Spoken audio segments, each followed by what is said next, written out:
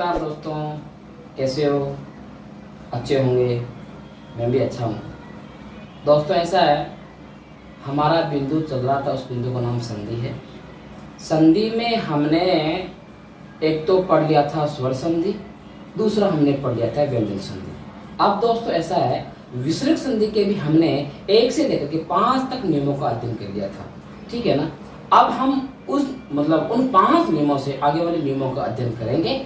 तो आपको ध्यान रखना है, आपको ध्यान से पढ़ना है, ठीक है दोस्तों। अब आप आते हैं अपने टॉपिक पर। दोस्तों हमारा जो बिंदु है, उस बिंदु का नाम है विसर्ग संधि। विसर्ग संधि वैसे आप नाम से जानते होंगे विसर्ग क्या होता है। विसर्ग जो है ना, एक अयोगवाह्य ध्वनि है। अयोगवाह्य ध्वनि का क्या मतलब होता है? अयोगवाह्य ध्वनि वह होती है जो व्यंजनों के साथ में जुड़ करके कभी वहन नहीं होती, उसका नाम होता है अयोगवाह्य ध्वनि। एक तो क्या है, एक तो है अपना अनुस्वार, एक तो अपना देखो, ध्यान से देखना, एक तो है अपना अनुस्वार और दूसरा कौन सा है? विसर्ग। ये दोनों ऐसी ध्वनियां हैं, अपन इसको क्या मानते हैं? अयोगवाह्य ध्वनियां। अयोगवाह्य ध्वनियां मानते हैं, ठीक है। तो इन अयोगवाह्य ध्वनियों का क्या मतलब होता है कि ये दो ऐसी ध्वनियां हैं, अनुस्वार और विसर्ग, ये कभी भी व्यंजनों के साथ में जुड़ करके वहन नहीं होने वाली है, ठीक है। तो ये ओनली फॉर किनके साथ में जुड़ करके वहन होती है? ओनली फॉर ये स्वरों के साथ में जुड़ करके वहन होने वाली ध्वनि है। तो देखना, हमें आज विसर्ग संधि में हमने पिछले वीडियो में 1 से 5 तक के नियमों का अध्ययन किया था। आज हम इस वीडियो में नियम नंबर 6 से आगे वाले मतलब जितने भी नियम है ना, उनका अध्ययन करेंगे। दोस्तों एकदम आराम से समझना, बहुत अच्छे अच्छे नियम हैं, तो आपको ध्यान देने की आवश्यकता है। ऐसा है कि कल हमने वीडियो में यह देखा था कि हमने कल विसर्ग के साथ में ऐड किया था किसको? अघोष वाले वर्णों को। हमने कल 1 से लेकर के 5 तक के नियमों में अघोष वर्णों को कल हमने जोड़ा था, है ना। तो आज हम क्या करेंगे? आज वाले वीडियो में हम विसर्ग के साथ में ओनली फॉर केवल सघोष वाले वर्णों को जोड़ के और आपको विसर्ग संधि की नियमों के बारे में जानकारी दी जाएगी। दोस्तों ऐसा है कि कल मैंने ये बताया था कि अघोष वर्ण कौन कौन से होते हैं और सघोष वर्ण कौन कौन से होते हैं। दोस्तों ध्यान देना, क्या कि कल हमने ये देखा था कि किसी भी वर्ग का, क्या लिखा है मैंने, देखो आराम से, किसी भी वर्ग का पहला दूसरा वर्ण और यानी कि अपने तीनों के तीनों से, ये जो इतने वर्ण थे ना, ये किसमें गिने जाते हैं? अघोष वर्णों में। तो अब दोस्तों सघोष वर्णों में कौन से नियम गिने जाएंगे? ध्यान देना, किसी भी वर्ग का तीसरा, चौथा, 5वां वर्ण और अपना अंतस्थ व्यंजन ये, रे, ले और वे, और एक अपना है, इन मतलब व्यंजनों को, इन मतलब वर्णों को किनमें गिना जाएगा? सघोष वर्णों में। और इनके साथ और भी क्या है? सभी के सभी स्वर भी किसमें गिने जाएंगे? सघोष वाले वर्णों में। दोस्तों ध्यान देना, 11 तो इसमें हो गए, स्वर हो गए, है ना। और देखना, और ये लवे और ये है, ये हो गए आपके 5 हो गए वर्ण हो गए, ठीक है। और अब देखो, किसी भी वर्ग का तीसरा, चौथा और 5वां वर्ण, तो देखो ये सारे कितने हो गए? हमारे पास में अपने पास में वर्गों की संख्या 5 होती है। जब एक मतलब वर्ग में 3 आते हैं, वर्ण आते हैं, तो पांचों वर्ण में कितने आ जाएंगे वर्ण? 5 × 3, यानी कि यहाँ आ जाएंगे 15 वर्ण। ये 15 और 5 20 हो गए, 20 और 11 31 हो गए। 31 ऐसे होते हैं वर्ण जो किनमें गिने जाते हैं? सघोष वर्णों में, ठीक है। और अगस्त में कितने वर्ण गिने जाते हैं? अगस्त में गिना जाते हैं अपने कितने वर्ण? ओनली 13 वर्ण, है ना। तो दोस्तों ध्यान देना कि हमने अगस्त वाले वर्णों को अपने विसर्ग के साथ में कल जोड़ दिया था। आज हम 31 मतलब इन वर्णों को, सघोष वर्णों को अपन विसर्ग के साथ में जोड़ करके और विसर्ग संधि के नियम पढ़ेंगे। दोस्तों ध्यान देना, आपको आ गया होगा समझे क्या क्या होता है सघोष वर्ण। अगर आपको समझ नहीं आया है तो एक बार मैं आप यहाँ लिख के बता देता हूँ कि कौन कौन से होते हैं आपके सघोष वर्ण। ये मैंने लिख दिया क वर्ग दोस्तों, और ये मैंने लिख दिया है आपके सामने कौन सा वर्ग? च वर्ग। और ये लिख दिया मैंने कौन सा वर्ग है? ये लिख दिया मैंने आपके सामने ट वर्ग। और ये लिख दिया है आपके सामने त वर्ग। और ये लिख दिया आपके सामने प वर्ग, है ना। और ये लिख दिया मैंने ये अंतस व्यंजन। और ये लिख दिया मैंने स है, ये मैंने लिख दिया आपके उस व्यंजन। अब इनमें से देखना है कि कौन से वर्ण सघोष होंगे। इसमें लिखा हुआ क्या है कि किसी भी वर्ग का तीसरा, चौथा, पांचवा। देखो इस वाले के वर्ग का तीसरा, चौथा, पांचवा, तीसरा, चौथा, पांचवा, तीसरा, चौथा, पांचवा, तीसरा, चौथा, पांचवा, तीसरा, चौथा, पांचवा, है ना। इसके अलावा ये लेवे, ये चारों के चारों। इसके अलावा है, ये है। और इसके अलावा सभी के सभी स्वर किन में गिने जाएंगे? सघोष वर्णों में। अब दोस्तों देख लो कि कितने हो गए सारे? 11 तो हो गए अपने पास में स्वर हो गए। और ये हो गए कितने? एक ये हो गया 12 और ये हो गए 4 कितने? 16 17 18 19 20 21 22 23 24 25 26 27 28 29 30 31 वर्ण ऐसे होते हैं जो सघोष वर्णों में गिने जाते हैं। अब दोस्तों आपको एकदम अच्छा सा आ गया होगा समझने कि सघोष वर्ण क्या होते हैं और अघोष वर्ण क्या होते हैं। कल वाले वीडियो में हमने अपने विसर्ग के साथ में केवल अघोष वर्णों को जोड़ा था। और आज वाले वीडियो में हम जितने भी अपन विसर्ग संधि के नियम पढ़ेंगे उनमें अपन सघोष वर्णों को जोड़ के अध्ययन करेंगे। तो दोस्तों ध्यान देना, अब हम करेंगे विसर्ग संधि के नियम नंबर 6 की चर्चा। क्योंकि हमने नियम 1 से लेकर के 5 तक का अध्ययन कल वाले वीडियो में कर लिया था। आज हम करेंगे नियम नंबर कितने से स्टार्ट करने वाले? 6 से। तो दोस्तों ध्यान देना और अच्छे से समझना कि क्या होता है विसर्ग संधि का नियम नंबर 6।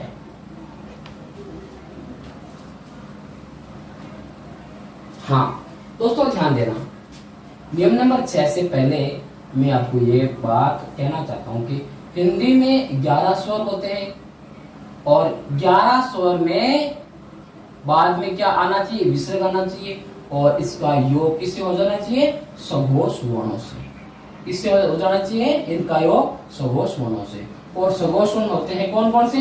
किसी भी वर्ग का तीसरा वर्ण, चौथा वर्ण, पांचवा वर्ण, ये, रे, ले, व और है। और सभी के सभी स्वर, सभी के सभी स्वर। ये इतने सारे कितने? यानी 31 वर्ण जो है ना, ये सारे के सारे सघोष वर्ण में आएंगे।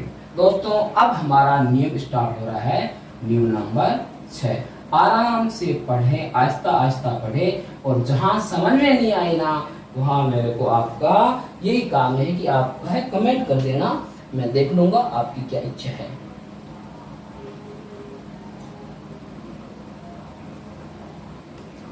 दोस्तों नियम नंबर मतलब ये 6 ये कह रहा है कि अगर प्रथम पद में ए के साथ में विसर्ग आ जाए, अगर प्रथम पद में ए के साथ में विसर्ग आ जाए और उत्तर पद में, दोस्तों ध्यान देना, उत्तर पद में क्या आ जाए?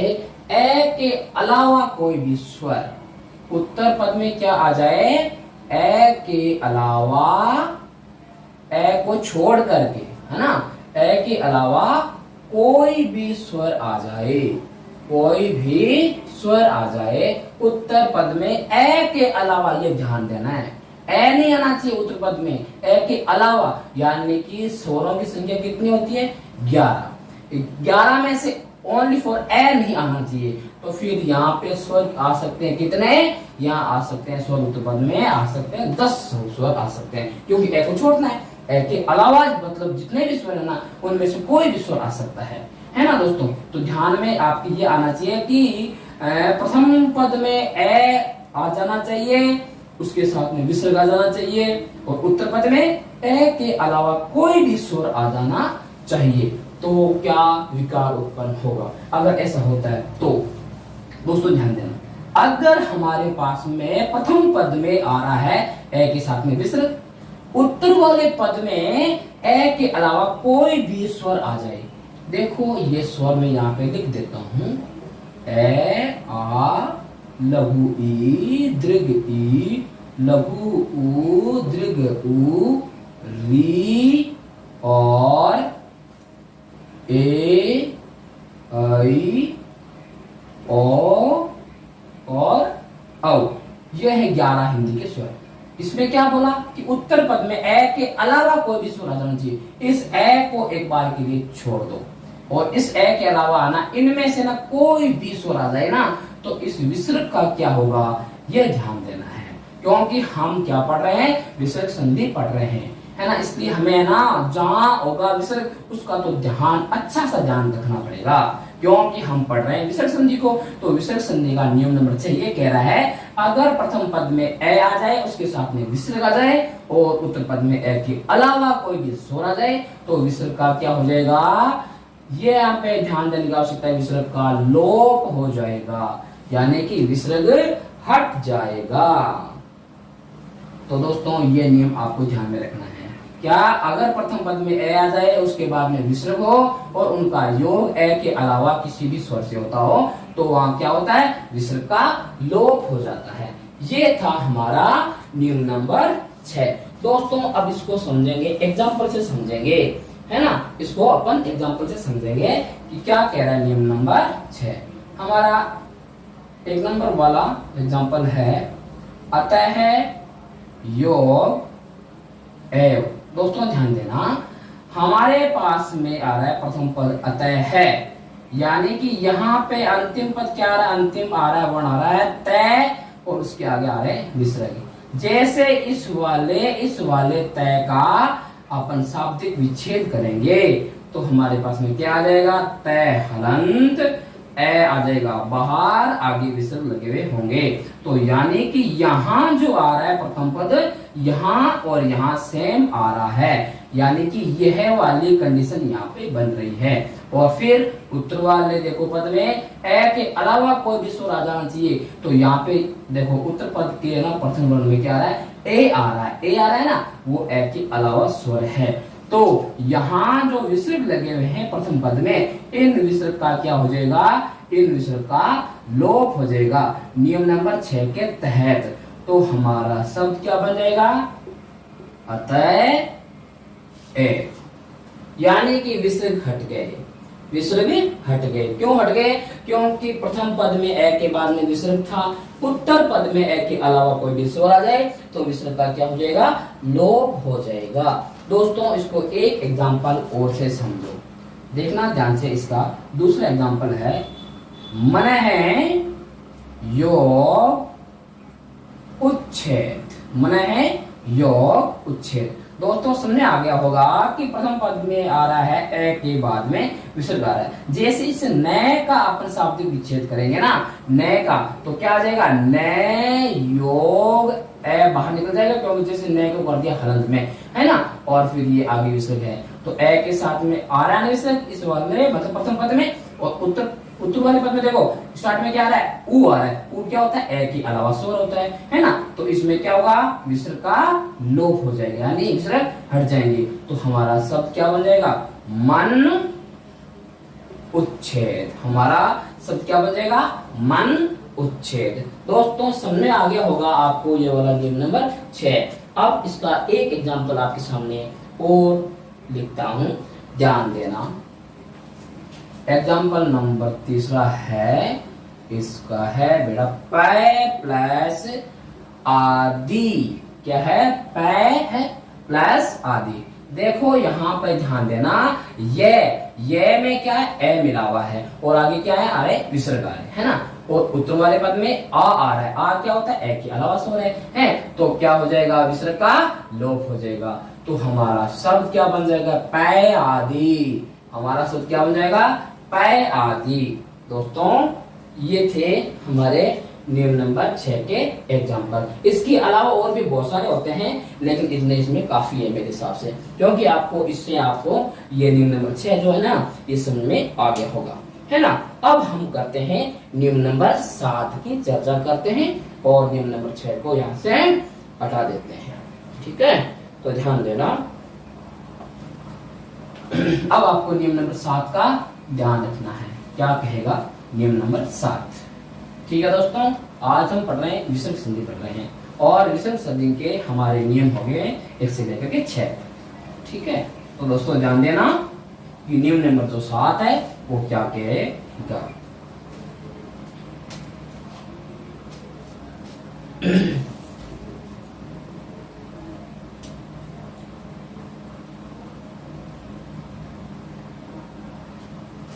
हाँ दोस्तों, नियम नंबर 7 पे ध्यान दो।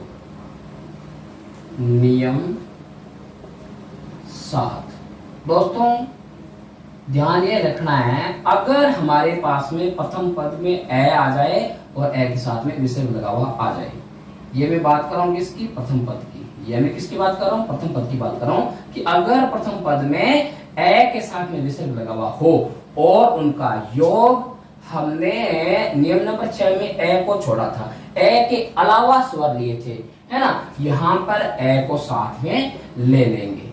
अगर उत्तर पद में एस आदेश स्वर आ जाए, क्या आ जाए, ए आदेश स्वर आ जाए और ए के अलावा सगोश वर्ण आ जाए, सगोश वर्ण आ जाए।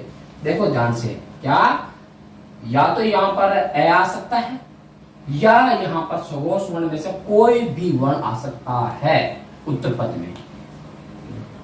देखो ध्यान से, मैंने क्या कहा है कि अगर हमारे पास में प्रथम पद में ए के आगे विसर्ग लगा हुआ आ जाए, उत्तर पद में ए आदेश स्वर, क्योंकि हमने ए को छोड़ा था नियम नंबर 6 में, ए के अलावा वाले स्वर वहां पे स्वर लिए थे और इसमें क्या लेंगे, ए ही लेंगे आपने जिसको छोड़ा था, है ना।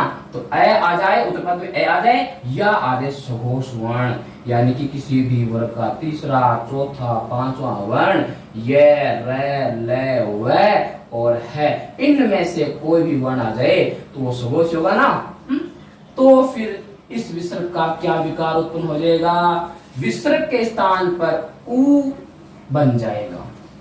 विसर्ग के स्थान पर क्या बन जाएगा, उ बन जाएगा। विसर्ग की जगह पर उ आदेश हो जाएगा, है ना। तो ये जो उ है ना, ये ए के साथ में मिल जाएगा। तो ए और उ मिलके क्या बन जाएंगे, ओ बनते हैं। कौन सी संधि में, गुण संधि में। ए और उ मिलके क्या बन जाएंगे, ओ बन जाएंगे, ओ बन जाएंगे ना, है। तो यह कौन सी संधि कहलाएगी, उत्तर विसर्ग संधि, उत्तर विसर्ग संधि कहलाती है। जिसमें विसर्ग का उ बनता है ना, वो कौन सी संधि कहलाती है, उत्तर विसर्ग संधि कहलाती है। दोस्तों ध्यान देना, नियम नंबर 7 की बात कर रहा हूं। अगर प्रथम पद में ए के साथ में विसर्ग आ जाए, उत्तर पद में ए आ जाए या ए के अलावा क्या आ जाए, सघोष वर्ण आ जाए। सघोष वर्ण कैसे, किसी भी वर्ग का तीसरा वर्ण, चौथा वर्ण, पांचवा वर्ण, ये, रे, ले, वे और है, इनमें से कुछ भी आ जाए तो फिर विसर्ग की जगह पे क्या आदेश हो जाएगा, उ आदेश हो जाएगा। और यही उ इस ए के साथ में मिलकर के ओ बन जाएगा, है ना। तो यह संधि कौन सी कहलाती है, यह संधि उत्तर विसर्ग संधि कहलाती है। अब हम इसके क्या एग्जाम्पल ध्यान से देखेंगे तो आपको सब कुछ समझ में आ जाएगा। दोस्तों ध्यान देना, इसका पहला एग्जाम्पल क्या कह रहा है, पहला एग्जाम्पल है, मन है योग अभिलाषा, मन है योग अभिलाषा। दोस्तों ध्यान देना, हमारे पास में आ रहा है प्रथम पद में मन है, यानी कि इसमें जो नए दिख रहे हैं ना, इसमें ए है और आगे विसर्ग लगा हुआ है, यानी कि ये वाली पूरी की पूरी कंडीशन यहाँ हो रही है। फिर ये उत्तर वाले पद में पहले क्या आ रहा है, ए आ रहा है, ए आना चाहिए था, है ना, ए ही आना चाहिए था। तो इस विसर्ग का क्या हो जाएगा, विसर्ग का उ बन जाएगा। और ये उ मतलब इस, ये उ है ना, ये किसके साथ में ऐड होगा, ध्यान देना है किसके साथ में, ए के साथ में। ए कहाँ है, ए है इस न में, ए कहाँ है, न में ए है। तो ध्यान देना, मने ऊ हो गया किसका, विसर्ग का, और फिर आगे क्या है, बिला सा। अब दोस्तों आराम से ध्यान देना है, यहाँ पे ए है, जैसे इस न को हलंतरित करेंगे ना, मैं पूरा कर दिया, न को हलंतरित करके ए बाहर निकाल दिया, ए और ऊ मिलके ओ बन जाएंगे, और आगे क्या है जो है वही लिख दिया, है ना।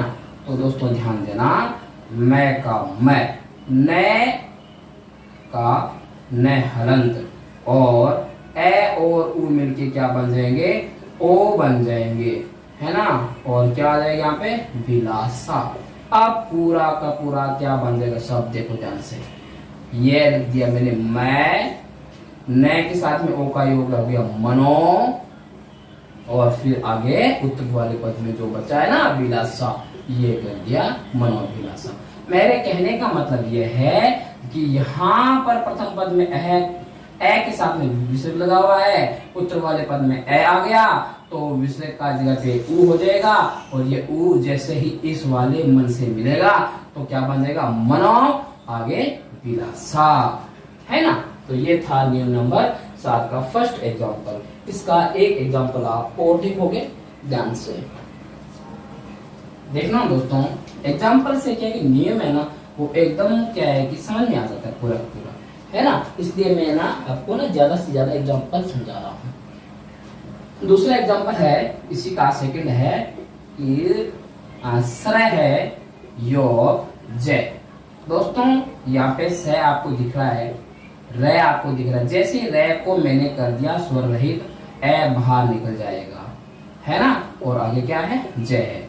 अब दोस्तों ध्यान देना, ए का योग जैसे हो रहा है ना, ए का योग किससे हो रहा है, जैसे, यानी कि ये है अपना प्रथम पद का अंतिम वर्ण, और ये है उत्तर पद का प्रथम वर्ण, इनका योग हो रहा है इस संधि में। तो देखना ध्यान से, ये जो है ना विसर्ग है ना, इसका क्या बन जाएगा, विसर्ग का ऊ बन जाएगा, है, और ऊ ये योग होगा किसके साथ में, इस ए के साथ में। तो ए और ऊ मिलकर के क्या बन जाएंगे, ओ बन जाएंगे, है ना। तो हमारे पास में क्या आ जाएगा, देखो शब्द से, और ये जो रे है ना कौन सा, हलंत वाला, ये ओ के साथ मिलेगा तो क्या बन जाएगा, रो, और फिर ये उत्तर वाला जय। तो हमारे पास में शब्द क्या बन जाएगा, सरोज। ठीक है, एक एग्जाम्पल इसका और कर लेते हैं ताकि पूरा का पूरा नियम समझ में आ जाए। ठीक है,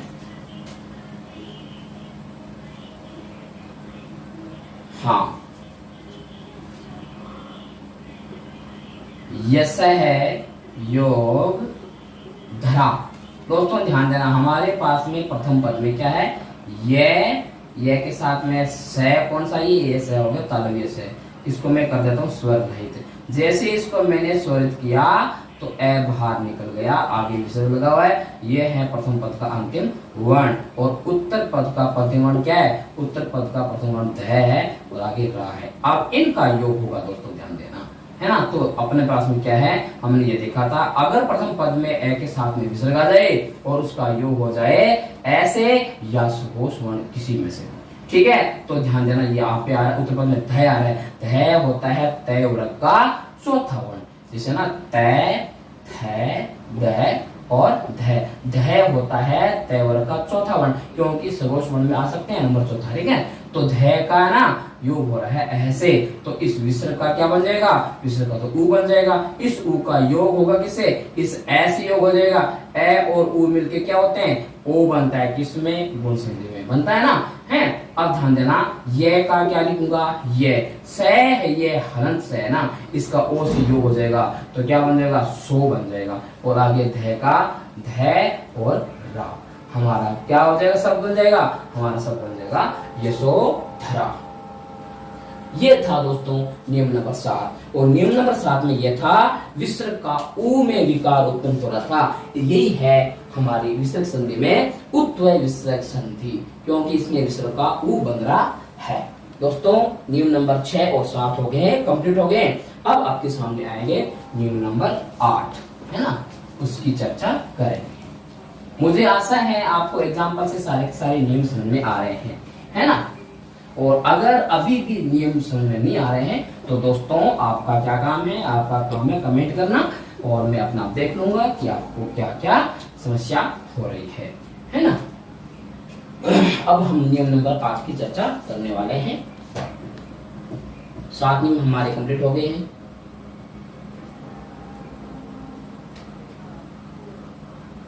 हाँ दोस्तों, नियम नंबर 8 है ए के अलावा स्वर आ जाए। दोस्तों नियम नंबर 6 और 7 में हमने ए लिया था पहले। देखो दोस्तों, हमारे पास में प्रथम पद और यहाँ आएगा उत्तर पद। दोस्तों ध्यान देना, अगर हमारे पास में प्रथम पद में हमने नियम नंबर 6 में ए को लिया था, किसमें लिया था? प्रथम पद में, है ना। अब मैं ये कह रहा हूं कि प्रथम पद में ए के अलावा स्वर आ जाना चाहिए। इसके अलावा ए के अलावा स्वर आना चाहिए, क्योंकि ए की हमने चर्चा कर ली। तो अब देखो, प्रथम पद में ए के अलावा स्वर आना चाहिए, यानी ए को छोड़ करके कोई भी स्वर आ सकता है। 11 में से एक ए को छोड़ देना, है ना। पीछे आपके पास में स्वर बचेंगे कितने? 10। उनमें से कोई भी स्वर यहाँ पे आ सकता है प्रथम पद के रूप में, और इनका योग हो जाए सघोष वर्णों से। इनका योग किससे हो जाए? सघोष वर्णों से। यानी कि उत्तर वाले पद में क्या आ जाना चाहिए? सघोष वर्ण। सघोष वर्ण सारे कितने होते हैं? 31। इन 31 में से यहाँ कोई भी शब्द आ सकता है। तो ध्यान देना, अगर ए के अलावा कोई स्वर हो, उसके आगे विसर्ग लगा हो और उनका योग सघोष वर्णों से होता हो, 31 में से कोई भी सघोष वर्ण आ सकता है। तो दोस्तों ध्यान देना, विसर्ग का क्या विकार उत्पन्न होगा, ये ध्यान देना है। बहुत सिंपल नियम है, अच्छा नियम है। तो यहाँ एक विसर्ग संधि की दूसरी संधि है ना, वो भी निकल के सामने आ रही है। विसर्ग का यहाँ पे रे के रूप में विकार उत्पन्न हो जाएगा। विसर्ग के स्थान पे किसका विकार उत्पन्न हो जाएगा? रे के रूप में। तो दोस्तों जहां पर विसर्ग का रे बन जाता है ना, जहां पर दोस्तों ध्यान देना, जहां पर विसर्ग का रे बन जाता है ना, वहां कौन सी संधि हो जाती है? रुत्व विसर्ग संधि। कौन सी हो जाती है? रुत्व विसर्ग संधि। ये संधि आ गई, विसर्ग संधि की एक और संधि आ गई है ना। इससे पहले हमने देखा था कि उत्तर विसर्ग संधि, क्योंकि वहां पर विसर्ग का उ बना था, है ना, इसलिए वहां पे संधि होगी उत्तर वाली संधि होगी। अब यहाँ पर विसर्ग का रे बन गया, इसलिए कौन सी संधि हो गई है? रुत्व विसर्ग संधि हो गई है। तो दोस्तों क्या ये नियम आपको समझ आ गया होगा? ध्यान से एक बार और देख लो इसको आराम से। यानी कि प्रथम पद में ए के अलावा स्वर आ जाना चाहिए, ए नहीं आना चाहिए, बस ध्यान रखो, ए के अलावा स्वर आ जाना चाहिए। नियम नंबर 8 की बात कर रहा हूँ। और उत्तर वाले पद में सघोष वर्ण आना चाहिए। सघोष वर्ण 31 होते हैं, उनमें से कोई भी सघोष वर्ण आ सकता है। ठीक है, तो देखो अपने पास में जो है ना विसर्ग है, उसका क्या बन जाएगा? रे बन जाएगा। दोस्तों इसको अपन एग्जाम्पल से समझते हैं, बहुत अच्छा नियम है और आराम से इसको समझना है। यानी कि प्रथम पद में ए के अलावा स्वर आ जाना चाहिए। तो देखो दोस्तों, अपना 1 नंबर वाला एग्जांपल है, दु है योग अवस्था। दु है योग अवस्था। यहाँ पे ये तो आपको दिख रहा है ना, द, इसके साथ में उ की मात्रा लगी हुई है, यानी ए के अलावा स्वर आ रहा है, उ आ रहा है, यानी कि लघु उ आ रहा है। यहाँ पे लघु उ की मात्रा है प्रथम पद में, तो ए के अलावा आ रहा है, स्वर आ रहा है। इसका मतलब यह वाला नियम फॉलो तो हो रहा है। और उत्तर वाले पद में क्या आ रहा है? ए आ रहा है प्रथम वर्ण के रूप में। तो ए क्या होता है? सघोष वर्ण होता है ना। ए क्या होता है? सघोष वर्ण होता है, क्योंकि सभी के सभी स्वर सघोष होते हैं, फिर ए भी क्या होता है? सघोष होता है। तो यहाँ ये नियम बिल्कुल फॉलो कर रहा है ना। तो विसर्ग के स्थान पर किसका आदेश हो जाएगा? रे का आदेश हो जाएगा। तो हमारे पास में जो शब्द है उसका क्या बन जाएगा दोस्तों? ध्यान रखना, दू, ये दू लिख दिया मैंने, लघु दू। रे का योग ऐसे हो जाएगा, तो रे बन जाएगा पूरा, क्योंकि यहाँ पे रे मतलब किस में है? हलंत रूप में है, तो रे हो गया यहाँ पे पूरा बन गया। और फिर दुर्वस्था, क्या बन गया शब्द? दुर्वस्था। दु है योग अवस्था, दुर्वस्था। ठीक है, एक और इसका एग्जांपल ले लेते हैं। दूसरा एग्जांपल है निह योग आशा। दोस्तों क्या सब बनेगा, नी। अब इस विसर्ग का क्या बनेगा, रे, हलंत रे बनेगा विसर्ग का। और जैसे इसमें आ का योग हो जाएगा ना तो रा बन जाएगा कंप्लीटली, ठीक है। और फिर सा, हमारे पास में क्या बन जाएगा शब्द, निराशा। निह योग आशा, हमारे पास में शब्द क्या बन गया, निराशा। इसमें कौन सी संधि हो रही है, रुत्व विसर्ग संधि। कौन सी संधि हो रही है, रुत्व विसर्ग संधि। एक एग्जांपल और लेते हैं ना, क्योंकि जितने एग्जांपल लेंगे ना उतना ही स्ट्रॉन्ग होता रहेगा नियम। निह योग धन, तो क्या हमारे पास में शब्द बन जाएगा निर्धन। रे हलंत वाला ऊपर चला गया, क्यों, आगे इसको ना स्वर नहीं मिला, इसलिए आगे का आधा ही रह गया। जो आधा होता है वो ऊपर ही रहता है, ठीक है। नी का नी लिख दिया और विसर्ग का क्या हो गया, आधा रह। आधा रह ना ऊपर गया किसके, शिरोरेखा से, और आगे आगे उत्पद धन। निह योग धन, हमारे पास में सब बन गया निर्धन, ठीक। ये जो होता है ना ध है ना, ये होता है सगोष्ण होता है, क्योंकि ये है अपने तय वर्ग का चौथा वर्ण, ठीक है। एक एग्जांपल और ले ले, देखो ध्यान से। हाँ, बही योग आगत। देखो दोस्तों दूसरे वाले इस एग्जांपल में क्या है, बही यानी कि है में लघु ई की मात्रा है, यानी ए के अलावा स्वर आ रहा है ना, और इसके आगे क्या विसर्ग है, और उसका योग किस और है, आ से। आ क्या होता है, सगोष्ण वर्ण है ना, तो इस विसर्ग का क्या हो जाएगा, विसर्ग का रे बन जाएगा, ठीक है ना, हलंत रे बन जाएगा, आधा रे बन जाएगा। और वो आधा रे किससे योग करेगा, आ से। आ से योग करेगा ना तो क्या बन जाएगा, रा, है ना। तो हमारा शब्द क्या बनेगा, पूरा पूरा बहिरागत। बही योग आगत इक्वल टू बहिरागत। ये था दोस्तों अपना नियम नंबर 8, ठीक है। अब आपको समझाना रह गया है नियम नंबर 9। बहुत अच्छे नियम है, ध्यान से समझना। विसर्ग संधि है ना, बहुत इजी संधि है, एकदम आसानी से, मतलब क्या है समझ में आने वाली संधि है। इसको तो क्या है कि थोड़ा सा नियम को तो एक्टिव होकर के समझना पड़ता है, बस इतना ही ध्यान देना है, और इसमें ज्यादा कुछ नहीं है, और वेरी वेरी इंपॉर्टेंट संधि है दोस्तों, ध्यान देना। अब हम नियम कौन सा पढ़ेंगे, नियम नंबर 9 का अध्ययन करेंगे, ठीक है। नियम नंबर 9 का अध्ययन करेंगे, ध्यान रखना नियम नंबर 9 क्या कह रहा है। आप देखना आपके सामने नियम नंबर 9 है, इसको मैं समझाने की कोशिश कर रहा हूं।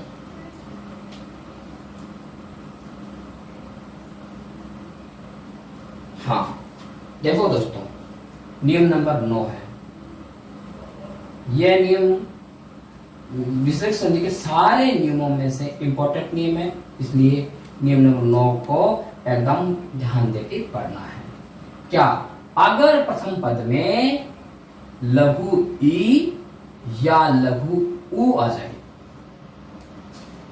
मतलब इन दो स्वरों के अलावा कुछ नहीं आना चाहिए, ध्यान दो, या तो आ जाना चाहिए लघु ई या आ जाना चाहिए लघु उ, और इनके बाद में क्या लगा हो, विसर्ग लगा हुआ हो, ये ध्यान देना, ठीक है। और उनका योग किससे होता हो, योग होता हो रे से।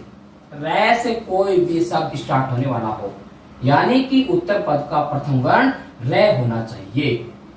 तो दोस्तों देखो ध्यान देना, क्या आदेश होगा, ये बात इसमें आपको ध्यान देनी है। तो इसमें ना विसर्ग का तो लोप हो जाएगा, विसर्ग का लोप हो जाएगा। ये तो आप जो ये विसर्ग तो देख रहे हो ना, विसर्ग का क्या हो जाएगा, लोप हो जाएगा। विसर्ग का क्या हो जाएगा, लोप हो जाएगा। और ये जो लघु ई है ना, ये हो जाएगी बड़ी ई के रूप में, और लघु उ है ना, ये बन जाएगा बड़े उ के रूप में। ये विकार उत्पन्न, इसमें दो विकार उत्पन्न होंगे। नंबर 1 क्या विकार उत्पन्न हुआ है, मतलब विसर्ग लोप हो जाएगा। नंबर 1 क्या हुआ है, लोप, विसर्ग लोप हो गया। और नंबर 2 लघु ई किसमें चेंज हो जाएगी, बड़ी ई में, और लघु उ किसमें चेंज होगा, बड़े उ में। ये है हमारा नियम नंबर नो। तो क्या इसको भी अपन एग्जांपल से समझ लें। नंबर 1 एग्जांपल ध्यान से देखना। क्या है, नि है योग रज। देखना दोस्तों, नी में क्या लगा हुआ है स्वर, लघु ई, और लघु ई के बाद में क्या है, विसर्ग आ रहा है। और उत्तर वाले पद में क्या आ रहा है, अपने पास में प्रथम वर्ण रे आ रहा है। नियम नंबर 9 बिल्कुल फॉलो यहाँ पे हो रहा है इस एग्जाम्पल से। तो दोस्तों ध्यान देना, क्या होगा, ये जो ना विसर्ग इसका लोप हो जाएगा, यानी विसर्ग हट जाएगा। और ये जो नए है ना, इसके साथ में लगी हुई है लघु ई की मात्रा, लघु ई की मात्रा लगी है ना, तो इसमें क्या हो जाएगी, बड़ी ई की मात्रा हो जाएगी। ये विकार उत्पन्न हो गया। और बाकी सारा सेम टू सेम। तो क्या हो जाएगा, नि है योग रज, क्या बन जाएगा शब्द, नीरज। क्या बन जाएगा, नीरज। दोस्तों दूसरा एग्जाम्पल समझेंगे, दूसरा एग्जाम्पल भी समझेंगे। बहुत अच्छे अच्छे इसके एग्जाम्पल है, ध्यान देना। फिर है दूसरा एग्जाम्पल इसका, दुहे योग राज। दोस्तों देखना, यहाँ पे लिखा हुआ दे के नीचे लघु ऊ की मात्रा दे रखी है और आगे विसर्ग लगा हुआ है। तो इसमें क्या होगा कि जब प्रथम पद में लघु ई या लघु ऊ आ जाए, उसके बाद में विसर्ग आ जाए और उसका योग उत्तर वाले पद में प्रथम वर्ण रे के रूप में आ जाए, तो ये आ रहा है, देखो राज में प्रथम वर्ण क्या आ रहा है, रे आ रहा है ना। ये वाला नियम ना फॉलो हो रहा है एकदम सही है ना। तो ये जो है ना विसर्ग है ना, इसका तो हो जाएगा लोप हो जाएगा, विसर्ग का लोप हो जाएगा। और ये जो है ना दय के नीचे लघु ऊ की मात्रा है ना, यहाँ किसकी मात्रा हो जाएगी, बड़े ऊ की मात्रा हो जाएगी। मैंने यहाँ कहा था ना कि लघु ऊ है जो किसमें हो जाएगा, बड़े ऊ के रूप में विकार उत्पन्न हो जाएगा, है ना। फिर अपने पास में शब्द क्या बन जाएगा, दुराज। दुराज, दुहे योग राज, शब्द क्या बन गया, दुराज। दोस्तों ठीक है, एक एग्जांपल आपको और देता हूँ। ये एग्जांपल, इसका आंसर आपको लेके आना है। इसका क्या बनेगा, नि है योग रव, नि है योग रव, इसका आपको बताना है कि क्या बनेगा। ठीक है दोस्तों, ये था हमारा नियम नंबर यह था हमारा नियम नंबर कौन सा, 9। यहाँ देखो दोस्तों, अब हमारी ना आज पूरी की पूरी विसर्ग संधि हमने कंप्लीट कर ली है। हमने देखो दोस्तों ध्यान देना, हमने स्वर संधि भी हमने ध्यान से एकदम अच्छा सा पढ़ लिया और व्यंजन संधि हमने नियमों को सारों को पढ़ लिया। आज हमने विसर्ग संधि भी कंप्लीट कर लिए। दोस्तों अगर आपको संधि में कहीं भी कोई दिक्कत महसूस हो तो आपको कमेंट बॉक्स में कमेंट डालना है, मैं आराम से देखूंगा और आपकी समस्या का समाधान भी करूंगा, है ना। और आगे वाले वीडियो में हम ना संधि के बारे में कुछ विशेष जो मेन जो इसके अंदर जो अपवाद है उसके बारे में अपन अध्ययन करेंगे। ठीक है दोस्तों, तो आज इतना ही। ओके, थैंक यू, जय श्री राम।